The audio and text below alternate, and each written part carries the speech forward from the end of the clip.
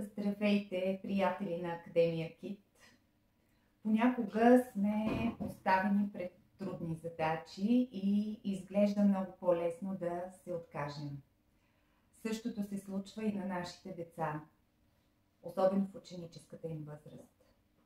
Ние, целият екип на Академия Кит, се стремим да научим децата да усвоят топ умението да продължат точно в моментите, в които им е най-трудно. На всеки от нас се е случвало това и знаете за какво говорим. Да осъзнаят, че имат избор. Имат избор да положат усилия и да променят света. Учениците, които посещават нашите развиващи обучения, независимо и въпреки всичко, се превръщат в едни самоуверени млади хора само в рамките на няколко месеца. Безценните дарове, в които инвестирате вие, родителите, децата им във времето усъвършенстват, при това с много висока лихва, са приложно знание и критическо мислене. Критическо мислене, мислене извън кутията.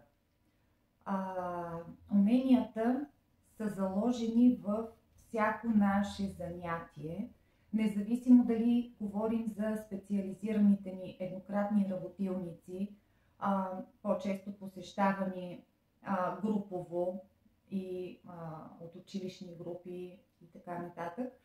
Независимо дали става дума за тези еднократни работилници или за основните ни школи, обучението в основните ни школи, школа Питагор, школа Краснопис, практиката по емоционална интелигентност, обноски и етикет, както и разбира се, ние като първа школа по ментална аритметика в град Пловдив работим с своя доста усъвършенствана методика. Уменията, които развиваме, са така важните осъзната способност за учене и любов към красотата на ученето. Благодарим на всички родители, учители и партньори на Академия Кит, които вече 7-ма година се доверяват на мисията ни да дадем на децата най-осъзнатия избор.